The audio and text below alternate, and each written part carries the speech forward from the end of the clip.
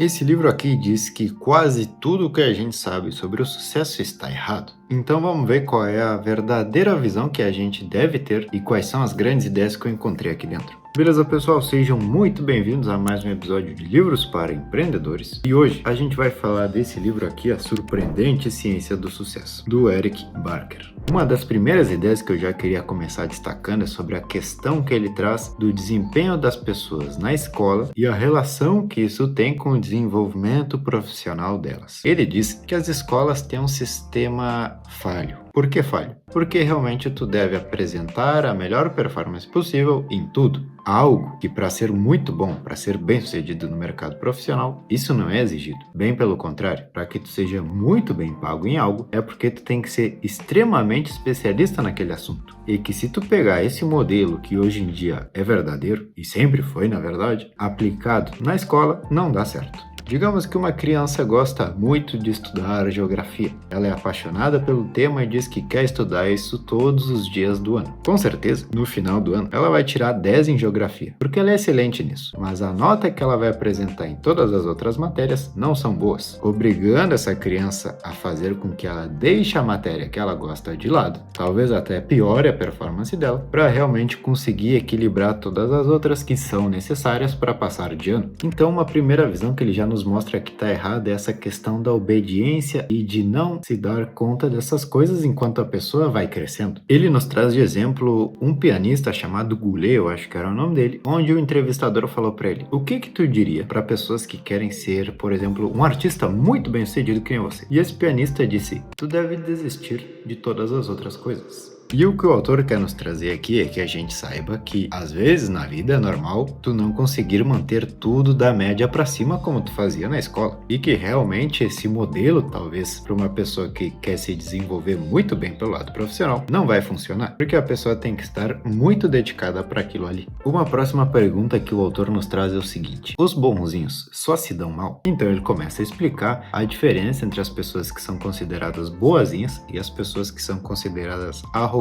no mundo do trabalho. E essas aqui, que são consideradas as arrogantes, no fim das contas, acabam apresentando uma média salarial maior do que a dos bonzinhos. Porém, o ponto de vista que ele nos traz é o seguinte: esses dois funcionários, exatamente iguais, os dois no mesmo cargo, um é considerado bonzinho e o outro arrogante. Esse bonzinho, ele não está a fim de incomodar, ele não tem a coragem de chegar a pedir um aumento. Porém, esse outro que é considerado arrogante, ele sabe do valor que está agregando para a empresa e não tem problema com cobrar aquilo que ele acha que merece, fazendo com que esse cara que é considerado arrogante cresça na carreira e o bonzinho, por não querer incomodar e simplesmente entregar o melhor dele, não cresce. O que o autor nos traz como resposta, que também vai ser uma resposta usada para as próximas perguntas, é o seguinte: tu tem que saber em qual momento exige uma certa personalidade. Em alguns momentos tu tem que ser bonzinho e dar o teu melhor e talvez até sair perdendo ou ter essa sensação de injustiça. Em outros momentos tu também vai ter que ser pulso firme para pedir aquilo que tu sabe que tu merece. Próxima questão que ele nos traz é a seguinte: é melhor ser introvertido ou extrovertido? Então ele foi atrás de todas as empresas dos Estados Unidos, listou lá os líderes e foi perguntando: tu se considera introvertido ou extrovertido? O resultado deu que grande parte deles se consideram extrovertidos, grande maioria, quase 90%. Porém, olha que interessante, ao analisar a rotina de cada um desses líderes, o autor conseguia se dar conta que tinham muitos hábitos de pessoas introspectivas ali. Tempo sozinho para pensar, usavam exercício físico mais para pensar do que realmente para treinar, gostavam do seu espaço de trabalho, principalmente quando estavam sozinhos, escutavam mais do que falavam. Então, o que o autor nos traz é que a grande parte das pessoas se identificam com um lado da moeda, ou sou introvertido ou sou extrovertido, porém eles acabam sim apresentando fortes características dos dois lados. E aqueles líderes que diziam: eu sou um cara muito mais introvertido do que extrovertido, também tinha lá sua rotina de palestras, de conversar com equipes, de motivar as pessoas, que são características dos extrovertidos. Então, o que ele nos traz aqui como conclusão, mais uma vez? Essa habilidade de analisar para o outro lado da moeda. Se eu sou extrovertido, o que os introvertidos têm que me ajudaria? E se eu sou um cara introvertido, o que os extrovertidos têm que me ajudaria? E então, estar sempre buscando por essa compensação que pode ser o melhor que vai te acontecer.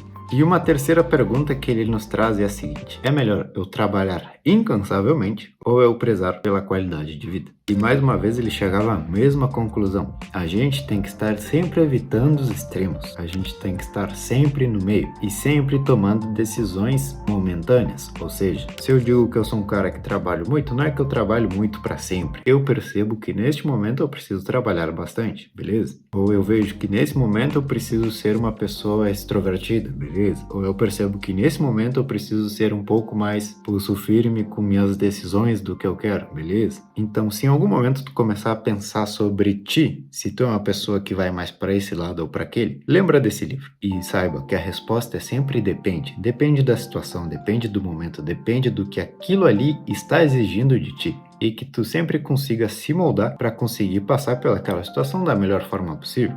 Então, beleza, pessoal? É disso que se trata o livro A Surpreendente Ciência do Sucesso. Espero que tenham gostado. E se quiser começar a ler muito mais, eu vou deixar o link aqui na descrição do nosso programa de leitura. Lá são 14, 15 aulas onde a gente mostra todo o nosso passo a passo para ler e resumir um livro por semana. Lá tu vai encontrar aulas de concentração, foco, como colocar as ideias na prática, criação de cronograma de leitura, análise de capas e muito mais. Então é isso. Nos vemos em uma próxima de Livros para Empreendedores. Valeu!